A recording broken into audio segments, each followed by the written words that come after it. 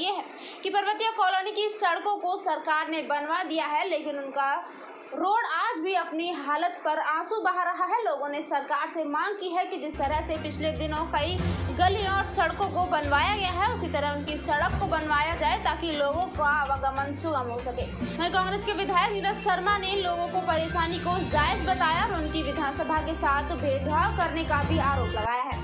नारेबाजी कर रहे ये लोग पर्वतीय कॉलोनी के 22 फुट रोड के रहने वाले लोग हैं, जो लंबे समय से अपने रोड पर जल भराव सीवर की समस्या से अच्छे खासे परेशान हो चुके हैं।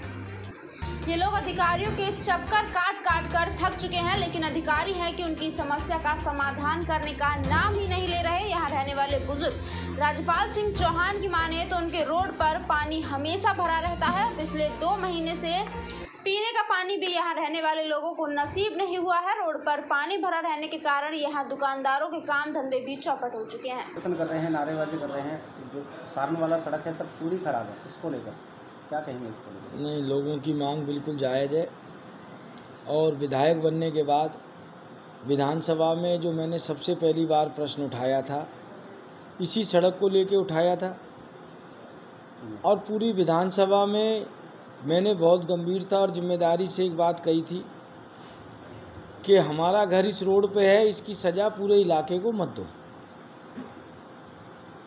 अगर जो भाजपा सरकार ये चाहती है कि हम अपना घर छोड़ के चले जाएं, वो बहुत मुश्किल है, क्योंकि ये हमारी पैतृक संपत्ति है, हमारे बाबूजी की यादें बसी हैं इसमें।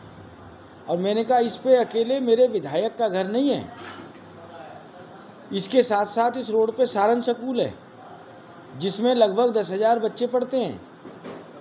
उसके बाद इसी रोड पे ESI डिस्पेंसरी है, उसके साथ थेरेपी सेंटर है, धर्मशालाएं हैं, बारात घर है, मंदिर हैं, लोगों का आवागमन रहता है।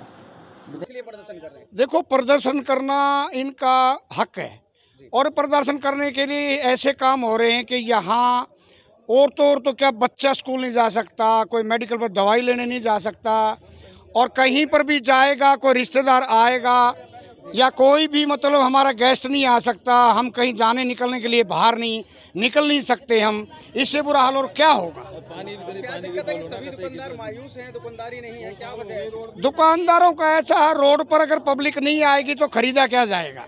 अगर मान लिया सुबह दुकानदार आता है, खोलता और शाम तक बोनी नहीं होती तो क्या करेगा? मायूस तो उसने होना ही था। तो इसलिए जो है ना, अब प्रशासन को कहते हैं, प्रशासन सुनता नहीं है। नगर निगम से अधिकारी नहीं आते यहाँ पे सर्वे करने? यहाँ कोई नहीं आता है। यहाँ तो घेराव तो कर लिया, चिट्ठियाँ तक लिख ली, कमिश्नर तक मिल लिए, कोई सुनता ही नहीं है। गूंगी भरी सरकार है, कोई सुनने वाला ही नहीं है। शिकायतें लगा दी, हम एक्शन से हम मिलते हैं, JE से हम मिलते हैं, SDO से हम मिलते हैं, SC से हम मिलते हैं। मिले तो मिले किससे? हम उससे एक्शन OP करदम साहब हैं। क्या आश्वासन मिला? आश्वासन देते करा देंगे, कराना कुछ है नहीं। करा देंगे, पर कुछ नहीं कराना उन्होंने।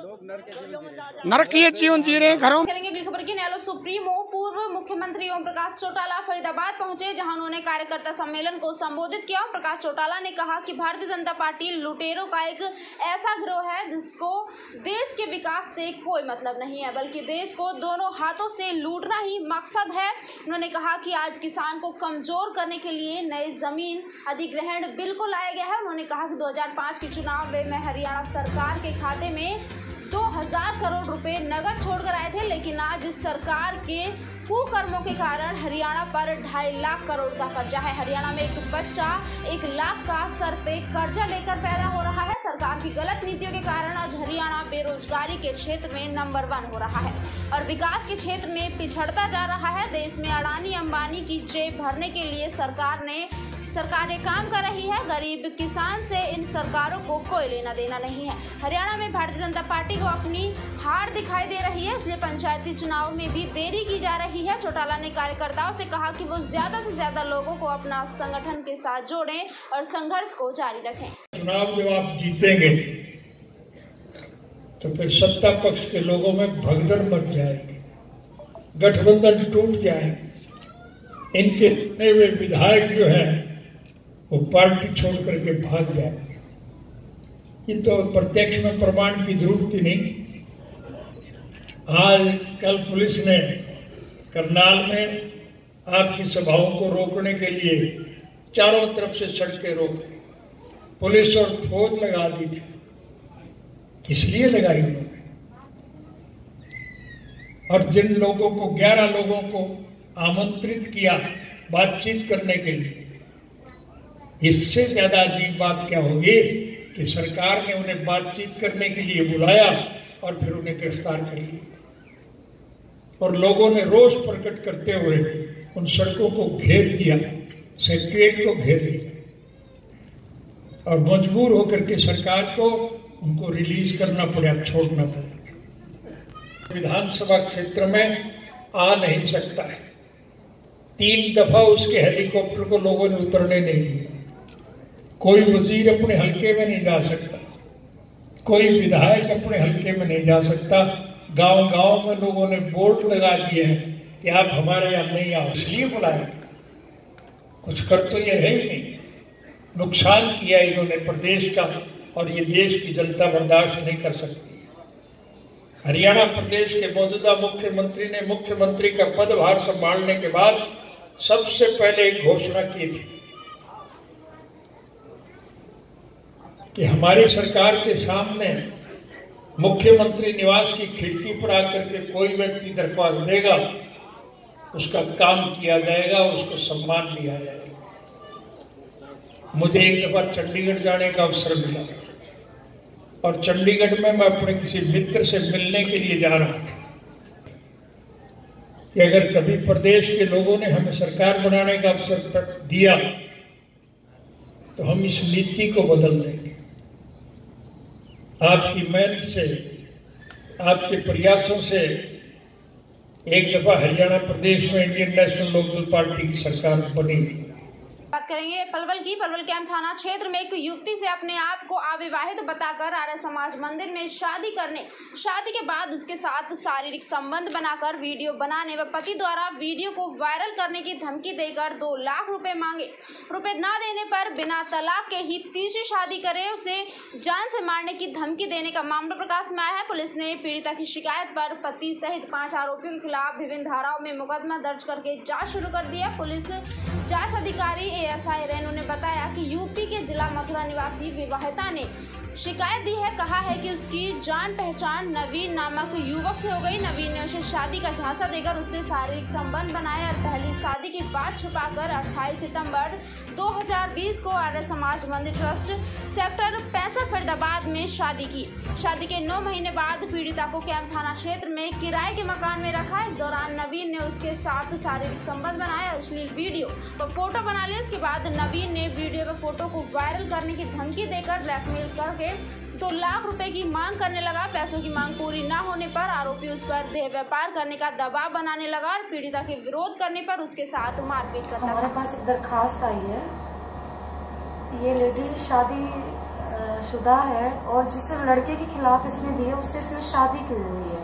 इसकी 3 पत्नियां हैं, जिसमें कि दूसरे नंबर की इसकी वाइफ है। जो पहले नंबर की वाइफ है उससे इसने डिवोर्स ले रखा है लड़के ने, और उसी दौरान इसने सेकंड वाली लड़की से शादी कर ली थी और अब तीसरी लड़की के साथ रह रहा है। मेन जो लड़ाई है वो यही है इनकी कि ये 2 बीवियां हैं और जिसके कारण इनके आपस में आए दिन लड़ाई हो रही है और ये हमारे पास आ गए हैं लड़ाई झगड़ा करके, मारपीट कर। ये 5 बंदों के खिलाफ हमारे पास दरखास्त दी है। नवीन, परवीन, कैलाशो, राम सिंह और नई जो उसकी पत्नी है तीसरे नंबर की। मुकदमा दर्ज कर दिया है और इसने लड़की ने अपने ससुर के खिलाफ जबरदस्ती रेप करने की कोशिश करने का आरोप लगा रखा है। बाकियों के खिलाफ इसने मारपीट का आरोप लगाया हुआ है। गिरफ्तारी तो अभी बकाया है। लड़की को बुलाया था हमने, लेकिन वो अभी तक हमारे पास आई नहीं है। उसके 164 के बयान भी नहीं हो पाए। लड़की को वो ब्लेड मार रखे हैं। चलिए बढ़ेंगे अगली खबर की ओर। झज्जर लघु सचिवालय परिसर में बुधवार को किसानों ने धरना दिया, प्रदर्शन किया। बाद में किसानों ने अपनी मांगों का ज्ञापन जिला उपायुक्त को सौंपा। भारतीय किसान संघ के बैनर तले किए गए इस प्रदर्शन का नेतृत्व प्रधान सतीश छिकारा ने किया। धरना प्रदर्शन का मुख्य उद्देश्य किसानों की फसल का MSP कानून बनाने व किसान की आय दोगुनी करने के लिए किसान हित में सरकार द्वारा फैसले लिए जाने को लेकर की गई थी। धरना प्रदर्शन करने से पूर्व सभी किसान यहां जिला मुख्यालय पर स्थित लघु सचिवालय में एकत्रित हुए। बाद में प्रधान सतीश छिकारा के नेतृत्व में ही इन किसानों ने यहां लघु सचिवालय परिसर में धरना प्रदर्शन किया ताकि उससे नीचे को खरीदे तो उसके ऊपर कानूनी कार्रवाई हो और देश का किसान समृद्ध हो, उसकी आय दुगनी हो। तो आज किसको ज्ञापन दिया है? हमने आज उपायुक्त महोदय को ज्ञापन दिया है और पूरे भारतवर्ष में करीब 550 जिलों के ऊपर भारतीय किसान संघ का ये कार्यक्रम है और हमारी मांग सिर्फ इतनी है कि किसान जो है ना लगातार डूबता जा रहा है, लगातार जो है ना किसान आत्महत्याएं कर रहा है। उसके कारण सिर्फ एक ही कि किसान को उसकी उपज का उचित मूल्य नहीं मिल रहा और जब तक किसान खुशहाल नहीं होगा देश खुशहाल नहीं होगा। सर, जिस प्रकार से करनाल में बात है, किसान के ऊपर लाठी चलना बहुत बड़े दुर्भाग्य की बात है। आज हमने भी यहाँ धरना दिया है, डीसी साहब को ज्ञापन दिया है, हमने कोई उपद्रव तो नहीं किया। कि मुजफ्फरनगर में जो महापंचायत हुई, क्या उसके प्रेशर से कुछ सरकार झुकने का अंदेशा? मैं तो कहता हूँ सरकार को बगैर प्रेशर मात मान लेनी चाहिए। 9 महीने से जो किसान बैठे हुए हैं, 9 महीने बैठना ही नहीं चाहिए था। प्रेशर की क्या जरूरत होती है? एक परिवार का मुखिया है, एक सरकार का मुखिया है, सरकार देश का मुखिया है, उसको देश के लोगों की करेंगे। खबर की परवल से जिला झज्जर के कस्बा बादली से होकर कुंडली जाने वाले KMP पर एक ट्रक संतुलन बिगड़ने से नीचे जा गिरा। हादसे में चालक की मौत होने व एक अन्य के घायल होने का समाचार है। हादसे में घायल हुए युवक को गंभीर घायल अवस्था में रोहतक PGI ले जाया गया है। मृतक चालक की पहचान उसके जेब से मिले ड्राइविंग लाइसेंस से हुई है। पुलिस के अनुसार बलविंदर गाँव मुक्तसर पंजाब अपने ट्रक से गुरुग्राम बादली की ओर जा रहा था तो KMP पर मुंडाखेड़ा गांव के पास अचानक ट्रक का संतुलन बिगड़ गया। संतुलन बिगड़ने के चलते KMP से नीचे गिरकर ट्रक खेतों में पलट गया। सुप्रीत के साथ परिचालक के तौर पर मौजूद गुरजीत निवासी भटिंडा पंजाब भी गंभीर रूप से घायल हो गया। गुरजीत को झज्जर के सरकारी अस्पताल में ले जाया गया, जिसे प्राथमिक उपचार के बाद रोहतक PGI रेफर किया गया है। सूचना मिलते ही पुलिस मौके पर पहुंचे, मृतक के शव का पोस्टमार्टम कर परिजनों को सौंप दिया। KMP से नीचे गिरी थी जी जी, उसमें एक आदमी इंजर्ड हो गया था और एक की मौत हो गई। इंजर्ड PGI में रोहतक रेफर कर दिया था जीत से और जिसकी मौत हुई जिसको यहाँ रखवा दिया था। बाद इंतजार इनके घर वालों ने इनकी शिनाख्त करी, आज इसका पोस्टमार्टम किया। क्या नाम था, कहाँ का रहने वाला था? सुप्रीत है। कहाँ का रहने वाला? पंजाब, मुक्तसर पंजाब का रहने वाला। पोस्टमार्टम करा दिया। करेंगे खबर की हरियाणा के सिरसा जिले के गांव भाइया में एक विवाहिता का मर्डर हो गया। परिजनों का आरोप है कि पुलिस आरोपियों के खिलाफ कार्रवाई नहीं कर रही है। कई बार पुलिस के बड़े अफसरों से भी मिले हैं लेकिन कार्रवाई नहीं हो रही है। आज मजबूरन परिजनों ने SP ऑफिस के आगे धरना दिया और नारेबाजी की। इस मामले में पुलिस पर भी सवाल उठ रहे हैं। पुलिस आरोपियों को बचा रही है। परिवार वालों का कहना है कि 30 जुलाई को रजनी का मर्डर हुआ था। हम 2 बार SP साहब से मिल चुके हैं पर कुछ हासिल नहीं हुआ। DSP के पास जो केस है, हमने SP साहब को फोन किया है कि दोनों पार्टियों को आमने सामने बैठाया जाए। अभी तक कुछ ऐसा नहीं हुआ है। तो SP साहब ने हमारे सामने फोन किया था कि दोनों पार्टी को आमने सामने बिठाया जाए, लेकिन अभी तक कुछ नहीं ऐसा हुआ। और रही बात जो लड़की का मर्डर हुआ है, लड़की का कहते हैं कि स्प्रे पी गई है। स्प्रे पी है तो उसको हॉस्पिटल भी नहीं लेके गए ससुराल पर। और स्प्रे पीने के यूँ तो है नहीं, कोई स्प्रे पी जाएगा और साथ ही साथ मर जाएगा। स्प्रे कोई फ्रूटी होती नहीं जो घर में हर फ्रिज में पड़ी होगी तो पी जाएगी। उसके बाद वो हॉस्पिटल में नहीं लेके जाते लड़की को ससुराल वाले। फिर ससुराल जो उनकी सासू है, कहीं भी की बेटियों को मारा जाता है तो उसका आवाज़ बनना हमारा आज का कर्तव्य बनता है। अगर आज हमने आवाज़ उठाएंगे तो आगे इनका हौसला बुलंद होता जाएगा। पैसे खिला के प्रशासन को केस को रफा दफा किया जाएगा। अभी कुछ दिन पहले हमने कैंडल मार्च निकाला था अनु के लिए, उसकी अभी तक वीडियो फुटेज तक नहीं निकलवाई पुलिस प्रशासन ने। और ये जो अभी जो लड़की का रजनी का केस हुआ है, उसमें माँ बाप लड़की के सास ससुर वाले ये बात कह रहे हैं कि जब लड़की ने कुछ खाया पिया था उस टाइम हम गौशाला में थे, लेकिन गौशाला वाले